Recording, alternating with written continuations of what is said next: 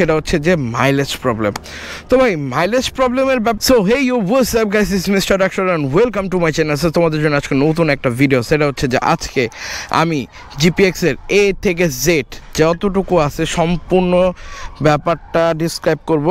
GPX use করতেছি around 2 বছর ধরে। এই 2 বছরে অলমোস্ট আমি 20,000 প্লাস বাইকটা রাইড করছি এবং এই 20,000 কিলোর মধ্যে আমার বাইক চালানোর যে অভিজ্ঞতা এবং বাইকের যে কিছু কিছু সমস্যা আমার কাছে মানে সমস্যা মনে হয়েছে টপ 10। সবার প্রথমে যদি শুরু করি সেটা হচ্ছে যে ফিল্টার চেঞ্জ। সো তোমরা জানোই যারা মিনারেল ইউজ করো তারা কিন্তু 1000 কিলো বা 1200 কিলোর পরে কিন্তু তোমরা মোবিলটা ড্রেন দাও। তার সাথে সাথে মোবিল ড্রেনের সাথে কিন্তু আরেকটা ম্যান্ডেটরি কাজ, সেটা হচ্ছে যে মোবিল ফিল্টারটা চেঞ্জ করতে হয়। সো এখন ব্যাপারটা হচ্ছে যে মোবিল ফিল্টারটা যদি তোমার চেঞ্জ করতে হয় তাহলে কিন্তু এই পাশের পুরা কিটটা তোমার খুলতে হয়, পুরো কিটটা খুলে দেন তোমাকে মোবিল ফিল্টারটা চেঞ্জ করতে হয়। এটা হলো সব থেকে বাজে লাগছে ব্যাপারটা আমার কাছে। সো তোমরা যারা জিপিএক্স ইউজ করবা স্পেশালি তোমরা কিছু টাকা বেশি হলেও তোমরা সিনথেটিকটা ইউজ করবা, কারণ 3000 কিলো পরপর যেন অন্তত অ্যাটলিস্ট কিটটা খোলায়। 1000 কিলো পরপর তোমাকে এই কিটটা খোলাটা মানে কতটা প্যারা লাগবে অনেকে দেখছি বিরক্ত ঠেলা এইখান থেকে কাইটেই নিছে। এরপর আসি দ্বিতীয় নাম্বার ইস্যু। সো দ্বিতীয় নাম্বার ইস্যু যাওয়ার আগে সর্বপ্রথমে আমাকে ককপিটে যাইতে হবে, দ্যাটস মিন মানে ড্যাশবোর্ডে যাইতে হবে। সো এইটা হচ্ছে জিপিএক্স যেমনের হ্যান্ডেল, এই ব্যান্ড পাইপটা এটা কিন্তু একটু পাতলা। এটা যদি একটু বড় হইতো বা একটু মোটা হইতো তাহলে ভাইব্রেশনটা কিন্তু আসতো না। সো বেসিক্যালি আমরা যারা একটু হেলদি পারসন তাদের কাছে এই ভাইব্রেশনটা কিন্তু প্রচুর ফিল হয়, কারণ আমরা হেলদি হেভি পারসন। সো আমাদের ওয়েটটা, হাতের ওয়েস্টের পেনটা কিন্তু অতিরিক্ত ভার পড়তেছে এখানে। যারা পাতলা হয়তো বা তাদেরকে একটু ভাইব্রেশন কম আসতে পারে। সো এই ভিডিওতে অনেকে কমেন্ট করে বলছেন যে ভাই আমার তো হাতে ভাইব্রেশন আসে না, আপনার কেন আসে? ভাই এখানে হচ্ছে যে যারা ওয়েট যত বেশি দিবে এখানে ভাইব্রেশন ততটাই ফিল হবে। সো বেসিক্যালি যারা একটু হেলদি পারসন তাদের ওয়েটটা একটু বেশি দেওয়া লাগে, আর যারা একটু মানে শুকনা থিন পারসন তাদের কিন্তু অতটা ওয়েট দেওয়া লাগে না। একটা জিনিস এই হলো গুটলি।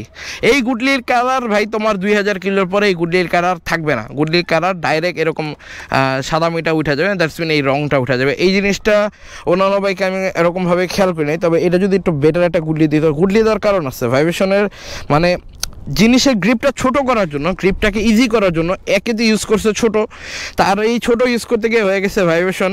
এই ভাইব্রেশন ঠেকানোর জন্য এই গুডলিটা ইউজ করছে, আর এই গুডলির কালারটা অতটা সুন্দর না, কালারটা নষ্ট হয়ে যায়। আমি কিন্তু স্টিকার করছি এখানে।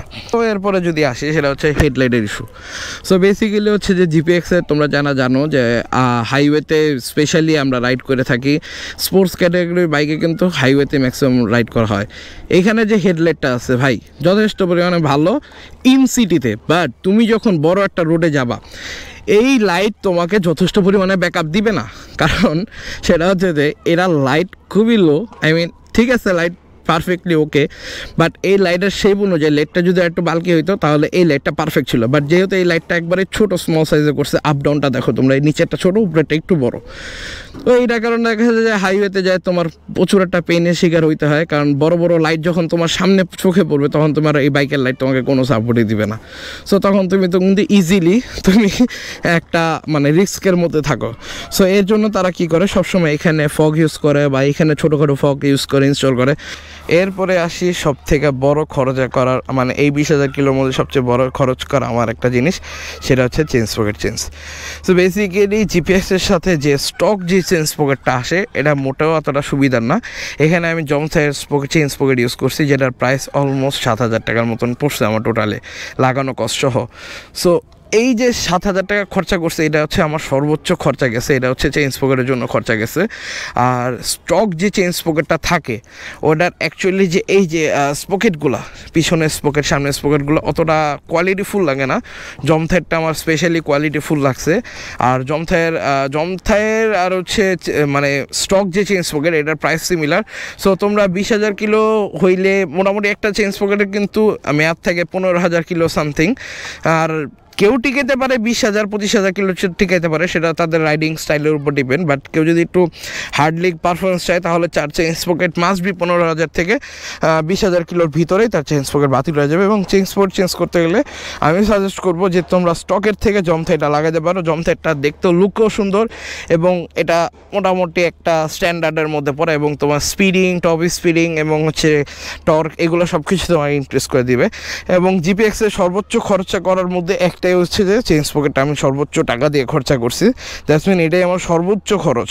তো সাসপেনশন, সো অন্যান্য ক্যাটাগরির যে সাসপেনশন আছে মোটামুটি স্পোর্টস সেগমেন্টের মধ্যে সাসপেনশনের যে ব্যাপারগুলো থাকে এগুলোর সাসপেনশন কিন্তু আহামরি স্ট্রং থাকে না। আর এই ব্যাপারটা হচ্ছে যখন তুমি পিলিয়ন নিয়ে রাইড করবো তখন তুমি সাসপেনশনের ব্যাপারটা খুব হার্ডলি ফেস করবে, কারণ সাসপেনশনটা তখন তোমাকে অনেক একটা হার্ড পাঞ্চ করবে। এই জিনিসটা তোমার কাছে অনেক বিরক্ত লাগবে, অ্যান্ড বেসিক্যালি যারা পিলিয়নে বসবে তাদেরও একটু খারাপ লাগবে, কারণ স্পোর্টস ক্যাটাগরির সাসপেনশন অ্যাকচুয়ালি কিন্তু একটু অ্যালাইড হয়ে থাকে। যেমন তোমার যে অন্যান্য বাইকের যে সাসপেনশনগুলো থাকে ওগুলো কিন্তু স্ট্রং থাকে, বাট এই স্পোর্টস ক্যাটাগরির সাসপেনশনগুলো একটু অ্যাঙ্গেল হয়ে থাকে। আর তাছাড়া স্পোর্টস ক্যাটাগরির বাইকের সবগুলো সাসপেনশন এত স্মুথ না। তুমি যদি আগে পরে কমিউনিটার সেগমেন্টের জন্য বাইক ইউজ করে থাকো তাহলে তোমার জন্য এটা একটু কষ্ট লাগতেই পারে। স্পোর্টস ক্যাটাগরির মধ্যে কিন্তু সাসপেনশন এতটাও ভালো হয় না, মানে সাসপেনশন ভালো কিন্তু সাসপেনশনের যে ফিলটা তুমি যে অ্যাকচুয়ালি একটা ফিল পাবা, যেমন পালসার সাসপেনশন অনেক স্মুথ লাগে আমার কাছে, এফজেড ভার্সন 3 সাসপেনশন অনেক সুন্দর, তারপর জিক্সারের মনোটনের সাসপেনশন অনেক স্মুথ, কিন্তু ওই রকম ফিলটা তুমি পাবা না। তোমাকে কিন্তু একটা ঝাঁকের ফিল দিবেই। কিলো চালানোর পর অ্যাটলিস্ট 10,000 কিলো চালাইলে তোমার এই পাদানির যে কালারগুলো আছে, আমি জানি না কতটুকু দেখা যাচ্ছে, এই যে কালারগুলো উঠে, এরা কিন্তু পরবর্তীতে আফটার মার্কেট গোল্ড কালার করছি, কালার কিন্তু অনেকটাই উঠে গেছে, যে এখান থেকে নাই বলে চলে যে এখানে নাই, কালার করার পরও আবার উঠে গেছে। সো তোমরা যদি চাও তোমরা চাইলে এটা চেঞ্জ করে ব্ল্যাকটা নিতে পারো, এটা এক্সট্রা একটা খরচ যাবে তোমার জন্য। বাট আমি বলবো যে এই কালারগুলো মানে অতটা স্ট্রং না, মানে এই কালারটা এমন দিচ্ছে যে এই কালারটা ঘষায় উঠা যায়। এরা এর চেয়ে যদি সিলভারই দিত তাহলে অনেক ভালো হতো, কারণ এই দেখো পায়ের ঘষায় এখান থেকে সব জায়গায়, দ্যাটস মিন তোমার ওই পাদানি যত সাইড আছে, ইভেন চেসিসের গায়ে যে কালারটা আছে এই কালারটা পর্যন্ত উঠে গেছে পায়ের ঘষায়। সো বুঝতেই পারতেছো এটার কালার একটু ইস্যু আছে। তোমরা চাইলে এটা যদি হার্ড পেন্ট করায় নাও তাহলে it's good, it's pretty normal, but আমি বলবো যে কালারটা একটু আমার কাছে আনইজি লাগছে। কারণ এরপরে আসি সেটা হচ্ছে ইন্ডিকেটর। ভাই জিপিএক্সের যে স্টক ইন্ডিকেটর থাকে ম্যাক্সিমাম চায়না বাইকে এইসব ইন্ডিকেটর দেখতে পারবো তোমরা সবগুলোতেই, এবং এই ইন্ডিকেটরগুলো অনেক ভালো, বাট সব দিক ঠিক আছে মানলাম, বাট এটার প্রাইস প্রচুর high. That's mean per piece ইন্ডিকেটরের প্রাইস হচ্ছে 915 টাকা করে, অলমোস্ট 920 টাকা করে। ইন্ডিকেটর লাগবে হচ্ছে 4টা করে বাইক, দ্যাটস মিন 2টা ইন্ডিকেটরের জন্য 1800 টাকা, সামনে 2টা ইন্ডিকেটরের জন্য 1800 টাকা। আর তুমি 900 টাকা মানে 400 টাকার মধ্যে তুমি এর থেকে অনেক সুন্দর দেখতে লুকিং প্রিমিয়াম লুকিং এর মধ্যে 400-500 টাকার মধ্যে অনায়াসে ইন্ডিকেটর পেয়ে যাবা। সো যদি তোমার এটা স্টক অবস্থায় ভেঙে যায় তুমি নেক্সট টাইম কখনো এটা লাগানোর চেষ্টা করো না। তোমরা আফটার মার্কেট অনেক ইন্ডিকেটর আছে, ওগুলো ইউজ করো, এটার থেকে ভিজিবিলিটি অনেক বেটার, আর এটার থেকে অবভিয়াসলি অনেক স্ট্রং থাকবে, আর এটাও যথেষ্ট পরিমাণে স্ট্রং। অ্যাক্সিডেন্ট করলেও তোমার এই ইন্ডিকেটর সহজে ভাঙবে না, বাট একবার যদি ভাঙে চেঞ্জ করতে গেলে অলমোস্ট 900 টাকার মতো লাগতে পারে তোমার। এরপরে আসি সেটা হচ্ছে বাইকের লুকিং গ্লাস।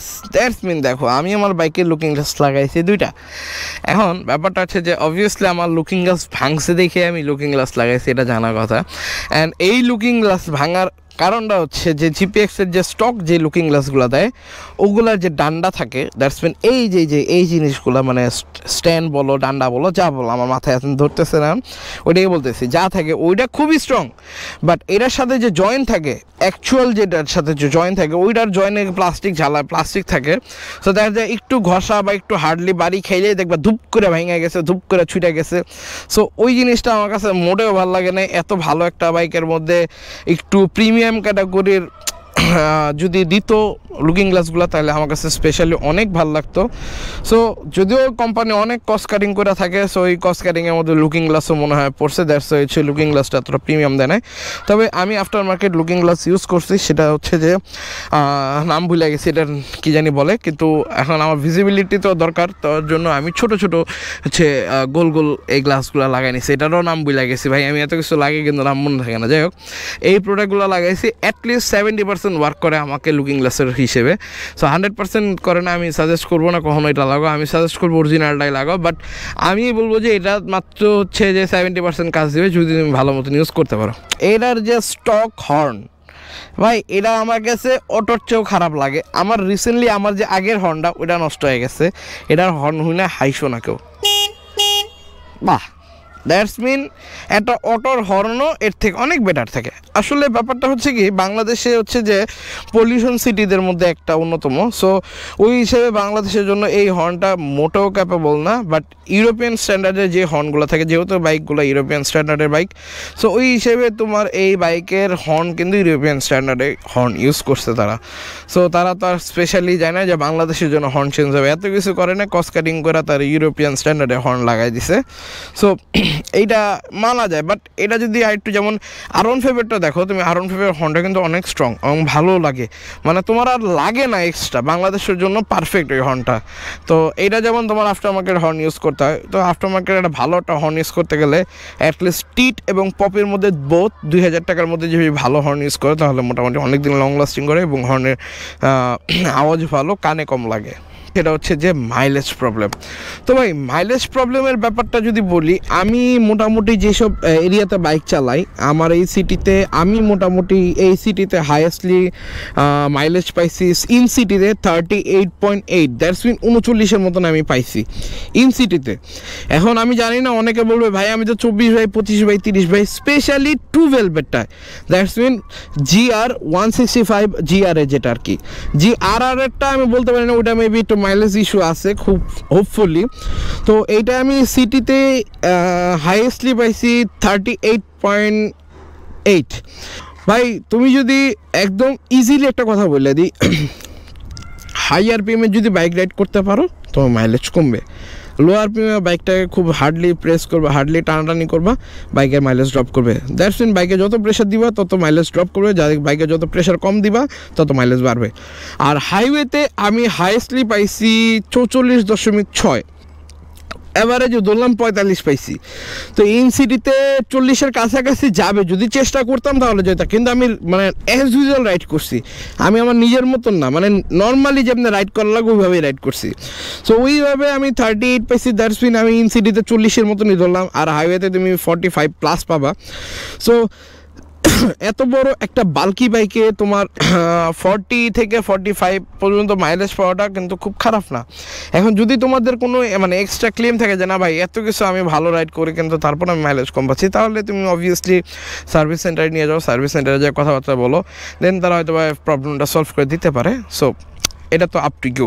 আর আরেকটা ব্যাপার হচ্ছে যে এটার পিছনের সিটটা ভাই মানে দেখতে সফট লাগে, ধরতেও সফট লাগে, বাট যখন একটা পিলিয়ন তোমার এখানে বসবে, স্পেশালি একটু মুরব্বী পার্সন, দ্যাটস মিন আমাদের বাবা থাকে, আমাদের মা থাকে, আমাদের বোনেরা থাকে, যারা নর্মালি বাইকে উঠে না, তাদের জন্য একটু লংয়ে গেলে দ্যাটস মিন হচ্ছে যে 50 কিলো বা 100 কিলো বাইক রাইড করলে তাদেরকে নিয়ে তারা একটা কমপ্লেন করে যে তাদের মেন ব্যাক পেইন আসে। কারণ এই ব্যাপারটা সাসপেনশন কিন্তু একটু, এমনি তো স্পোর্টস ক্যাটাগরি সব বাইকের মধ্যে তোমার পিলিয়নের সিট অত ভালো থাকে না, তার উপরে GPX-এর সিট অনেক ভালো, বাট এটা যদি তুমি আফটার মার্কেট একটু কাজ করে নাও, বাইকের লুকস নষ্ট হয়ে যাবে, বাট তোমার পিলিয়নে যদি রেগুলারলি তোমার মা, তোমার বোন অথবা তোমার ওয়াইফ যদি বসে তাহলে তাদের জন্য ইজি হবে। সো পিছনের সিটটা একটু হার্ড, তুমি চাইলে মডিফাই করে নিতে পারো, একটু সফট করে নিতে পারো, তার সেক্ষেত্রে কিন্তু বাইকের লুকসটা নষ্ট হয়ে যাবে। সো এই ছিল আজকে আমার টোটাল 10টা প্রবলেম অ্যাবাউট GPX যেমন। সো A to Z যা প্রবলেম ছিল এইসব ব্যাপার নিয়ে সব আলোচনা করছি, ছিল A to Z problem GPX যেমন। সো এই পর্যন্ত সবাই ভালো থাকবা, সুস্থ থাকবা, আসসালামু আলাইকুম।